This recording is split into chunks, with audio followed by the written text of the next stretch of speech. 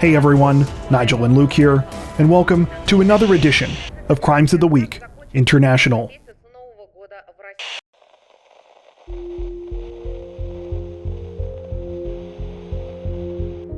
The friends and family of a 54-year-old British woman are reportedly stunned and in mourning after she was found dead in a luxury hotel room last week at the end of what was supposed to be a weekend getaway with her former fiancé. The whole thing started at around 8:45 a.m. on April 14th when police received a call about a death in one of the rooms at the Penny Hill Park Hotel in the village of Bagshot. The 5-star luxury hotel is reportedly known in the area for its high-end clientele, costing upwards of $600 US a night. Reports contradict each other about who actually contacted authorities. Some say that a member of the cleaning staff stumbled across the crime scene, while others state that a 999 emergency call was made by 60-year-old James Cartwright, one of the two people who was staying in the room in question at the time. What everyone agrees on, though, is what police found when they arrived. 54-year-old Samantha Mellberg was dead inside. Details about the cause of her death have not been released at this time, though it's now alleged that she was murdered.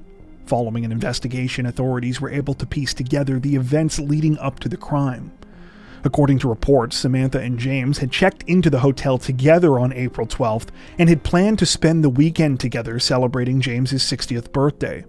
Little else has been revealed about their relationship, though some local sources state that they met through a dating agency in the fall of 2022 and had formerly been engaged to be married. On the morning that Samantha's body was discovered, she and James were apparently scheduled for a spa treatment at the hotel, but they never showed up. Several days after the crime, James Cartwright was arrested and has now been charged with Samantha's murder. He is also facing charges of controlling and coercive behavior, which may shed some light on the nature of the killing. However, no official motive has yet been released. In the meantime, friends and family members of Samantha's have taken to social media to express their sadness and devastation at her sudden loss. The 54-year-old was an accomplished businesswoman who had helped to launch several startups and had worked for major UK companies including British Airways and BP. She had also single-handedly raised her 2 kids, who tragically already lost their father at an early age.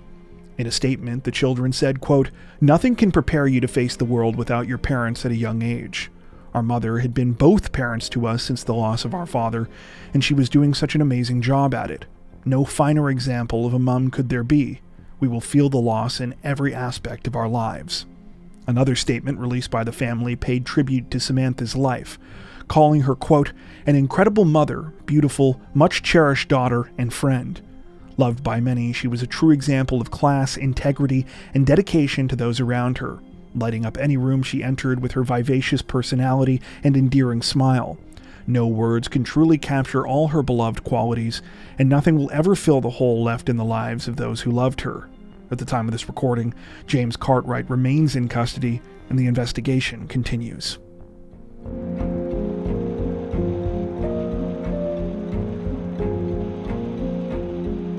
Officials in Ecuador say that one of the country's most notorious gang leaders is finally back behind bars this week, more than 3 months after he managed to escape from the facility where he was being held during the midst of widespread prison riots. According to reports, 44-year-old Fabricio Colon Pico had been on the run since January 8th of this year, when he broke out of the prison where he was incarcerated in the city of Riobamba, located about 100 miles south of the capital of Quito. If you're a regular viewer of our Crimes of the Week International series, you might remember that we covered this story back when it first happened. Pico was one of at least 30 inmates who was able to flee the facility by taking advantage of the chaos and confusion caused by a violent riot that was taking place there. However, the 44-year-old's escape was particularly notable since he is the head of Los Lobos, a gang that is involved in drug trafficking and contract killings. The gang is said to have around 8,000 members and is also believed to have links to larger criminal organizations such as Mexico's notorious Jalisco New Generation cartel. On top of this, Los Lobos have been accused of planning the high-profile murder of one of the nation's presidential candidates last year, and Pico himself has been accused of plotting to kill the country's attorney general. Pico was finally re-arrested in the early morning hours of April 22nd after authorities were able to track him down to the town of Puerto, Quito. located in the country's northwest. The 44-year-old had dyed his hair blonde in an attempt to conceal his identity, with police saying the arrest came after months of investigative work. While this week's update appears to be a promising one, if you'll recall from our last report, Pico's escape wasn't an isolated incident.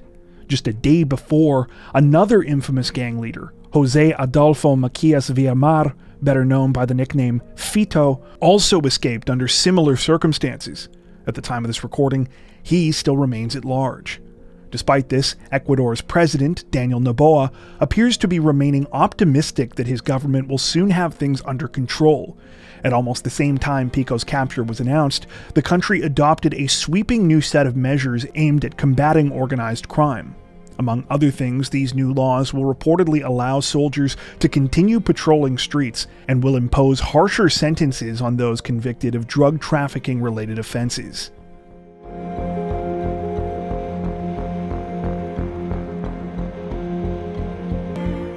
Authorities in the Indian state of Kerala say that a 63-year-old man is in custody this week after he allegedly murdered his own sister in a fit of rage, then tried to conceal the awful crime by burying her body on their property. The disturbing situation began on April 18th, when the 60-year-old victim, identified only by the first name Rosama, abruptly disappeared from the house where she lived in the city of Alappuzha. Friends and family members were immediately concerned by this, especially since the 60-year-old widow was looking forward to getting remarried. The wedding was supposed to take place in just a couple of weeks on May 1st. Searches were organized for Rosama, though none of these were successful. That was until April 22nd, when a horrifying discovery was made. According to reports, this discovery happened when one of Rosama's friends became suspicious after learning that the woman's brother, Benny, had not reported her disappearance to police.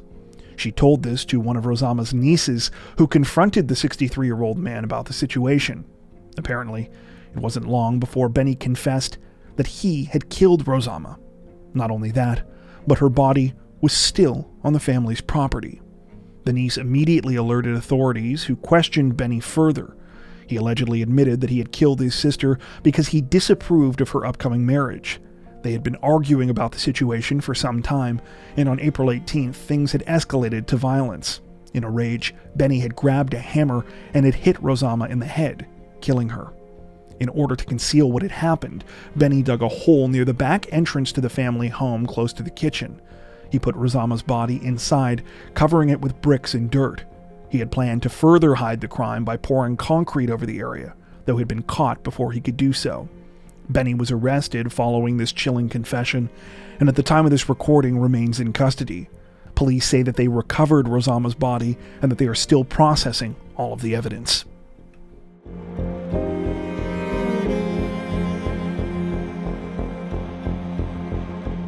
Representatives from Japan's Tokyo Metropolitan Police say that they are one step closer to solving a disturbing and mysterious double murder case this week, days after the charred bodies of two people were found under chilling circumstances. The whole thing started just before 7 a.m. on April 16th, when police were alerted about a pair of burning bodies that had been left near a river in the town of Nasu, located in Tochigi Prefecture, north of Tokyo. Officers arrived to find an extremely unsettling situation. Not only were they able to confirm that these were indeed the badly charred bodies of two people, but it was clear that this was a murder. Both of the victims' hands and feet had been bound with zip ties, and their heads had been covered with plastic bags which had been sealed around them with tape. A portable gas canister was also found nearby.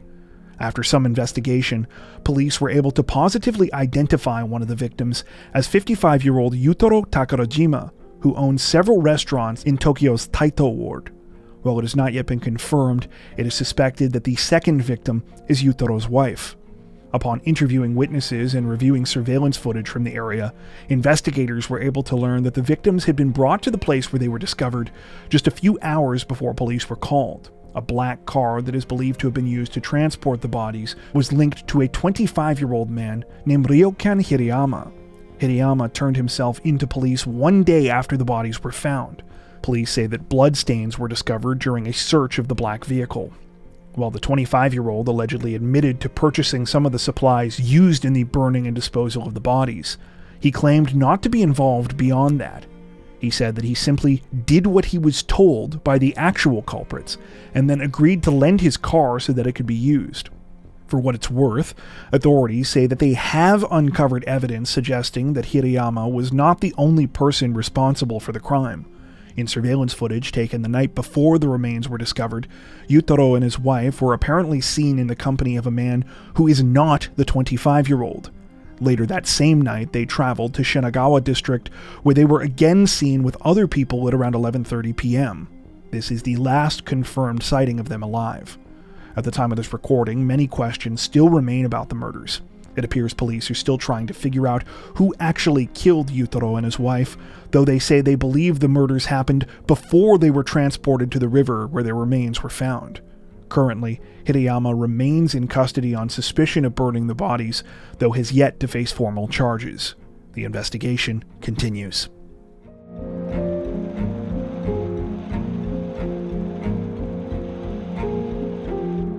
Authorities in Spain announced an update in a case involving two Singaporean nationals this week, revealing that a man had been taken into custody following the brutal murder of a woman who disappeared during the middle of a solo vacation.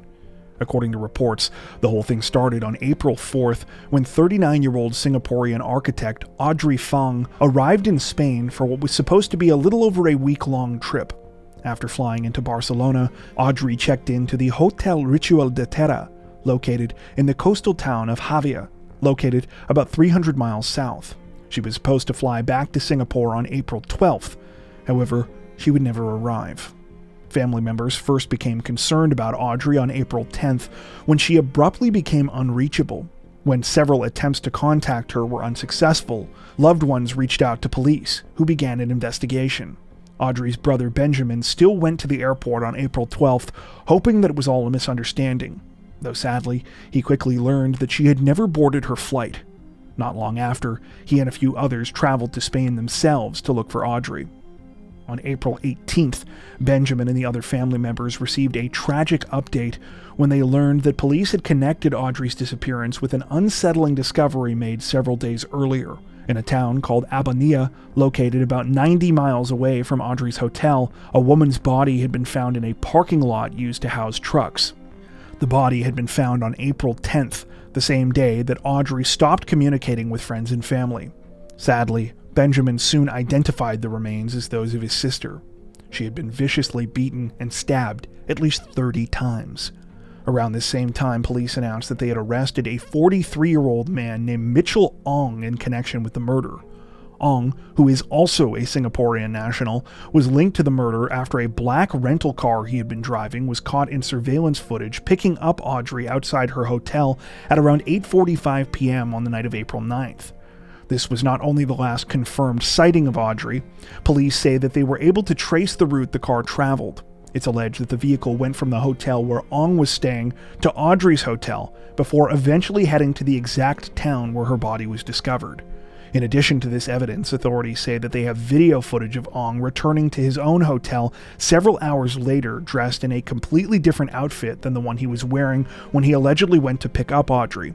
A pair of limited edition and expensive sports sneakers worn by Ong are also allegedly being tested for soil samples that are believed to be a match to sandstone in the parking lot of the crime scene.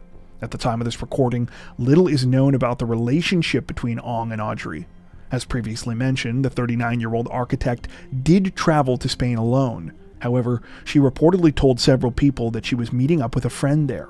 Others have since told police that Audrey had known Ong for at least a few years. While no official motive has been released at this time, based on local reporting, it appears that police are currently looking at two potential major motives. The first is that there was some kind of romantic relationship between the pair that went wrong, while the second is that there might have been some kind of financial motive behind the crime. According to reports, Ong has worked in finance for many years and positions himself online as a sort of big-shot businessman and investment guru. Much of his social media activity appears to be dedicated to boasting about his many alleged achievements, among which he lists cashing out huge amounts of cryptocurrency and losing 15 kilograms of body fat. Police reportedly began considering a financial motive behind the crime after learning that Audrey had recently made some investments which involved cash transfers to an unidentified person. At the time of this recording, Ong remains in custody, though it seems he has yet to face formal charges. The investigation continues.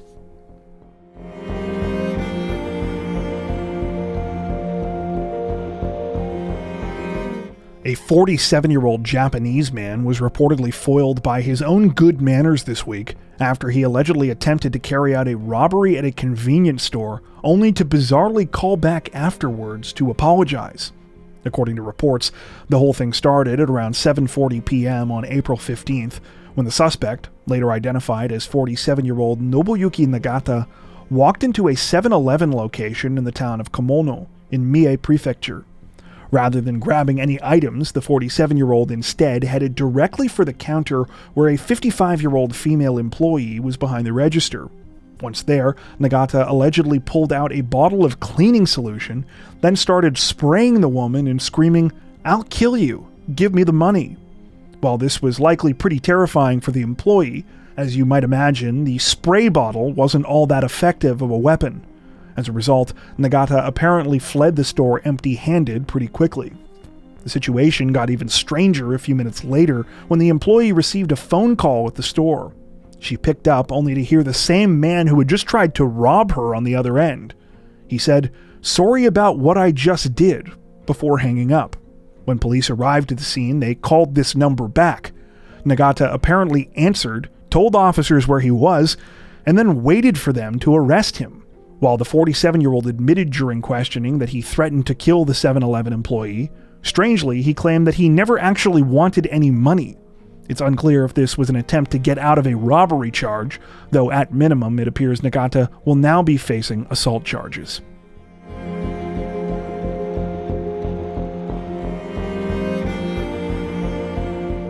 Authorities in the Brazilian state of Ceará say that a 41-year-old man was successfully arrested following a manhunt this week, hours after he allegedly carried out a horrific and fatal attack at the hospital where he used to work. The whole thing began sometime around 8:30 a.m. on April 23rd, when the suspect, later identified as 41-year-old Francisco Aurelio Rodriguez de Lima, walked into the IJF hospital in the city of Fortaleza. Once inside, he allegedly headed for the building's food service area. At the time, he was carrying a backpack containing a handgun and a knife. After making his way into the cafeteria, Lima pulled out his weapons, allegedly taking aim at a specific worker there. In a matter of seconds, that employee, 29-year-old Francisco Souza da Silva, had been shot 4 times. Despite the fact that Francisco was likely already dead at this point, Lima continued the brutal attack. As staff, patients, and others at the hospital ran for safety, the 41-year-old allegedly used his knife to remove Francisco's head. Following this gruesome act, he reportedly dropped his weapons and fled the scene. The disturbing crime prompted a large manhunt for Lima, who was captured hours later. He was taken into custody at around 3 p.m. in the Fortaleza suburb of Aquiles. While one other person was hit by gunfire during the awful crime, authorities now allege that the attack was specifically targeted towards the deceased victim, Francisco. Specifically, it's thought that Lima had a grudge against the 29-year-old, who he was jealous of because he believed that he was having a relationship with his girlfriend. According to those that knew Francisco, however, this couldn't have been further from the truth. Francisco knew Lima's girlfriend because they were co-workers, but aside from exchanging pleasant conversation at work, they barely knew each other. Tragically, Francisco had a 6-year-old daughter and a pregnant wife who will now have to go on without him. Apparently, Lima's delusions weren't just limited to Francisco. He was jealous of virtually all of his girlfriend's male coworkers and had previously tried to force her to quit her job. Some reports state that the girlfriend recently decided to end her relationship with Lima. However, this has not been confirmed. What does appear to be true, though, is that Lima had threatened to do something like this well before the attack was actually carried out. This has led some to question why more wasn't done before the tragic incident, especially since Lima was a former employee of the hospital as well. Apparently, this is also how he was able to gain entry to the hospital on the morning of the murder. Though he had been fired more than a year earlier, the facial recognition software that the hospital uses for entry was reportedly never updated, meaning that Lima was able to walk right in through the employee-restricted areas. At the time of this recording, Lima remains in custody and is awaiting formal charges.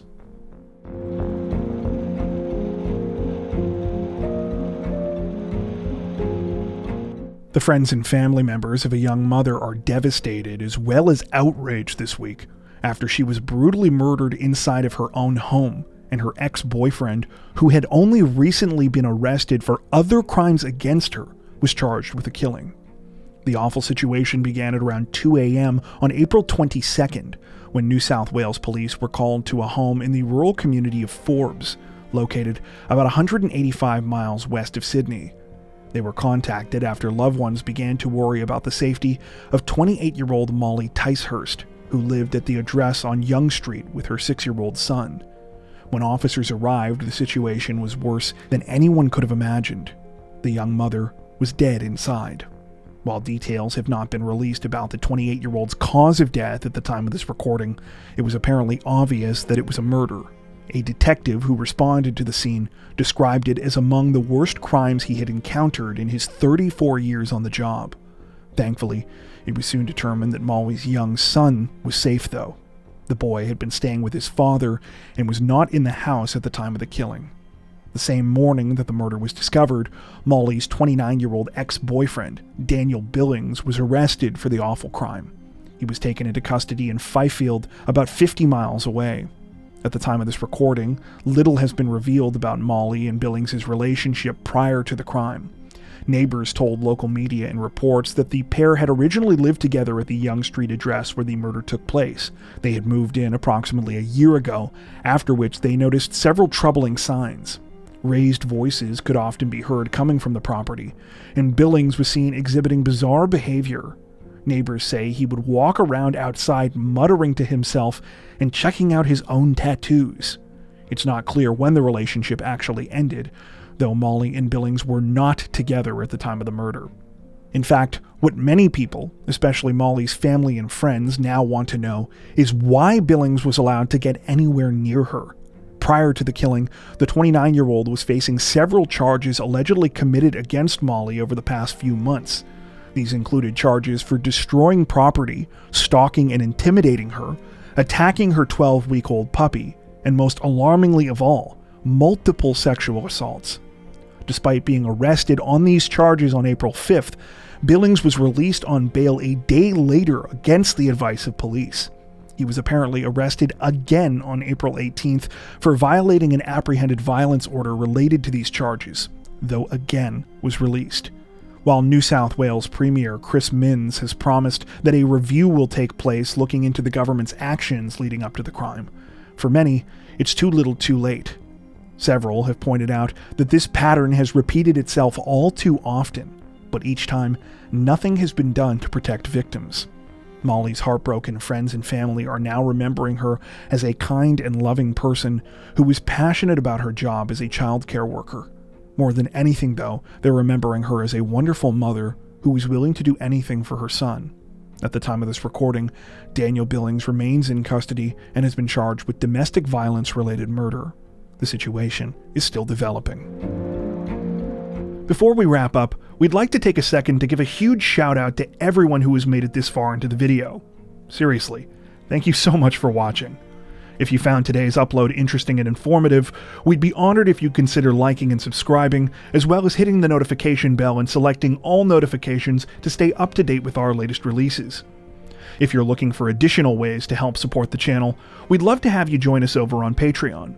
Patrons get ad-free and early access to all of our content, as well as 4 additional stories per week for each of our Crimes of the Week and Crimes of the Week International videos. You can learn more at patreon.com/crimezone, where you'll also find some of the fine folks whose names are currently on screen. All that being said, we understand that not everyone has the means to support financially, and that's totally okay. We appreciate every like, sub, share, and comment that you send our way. Once again, thanks so much everyone, and take care.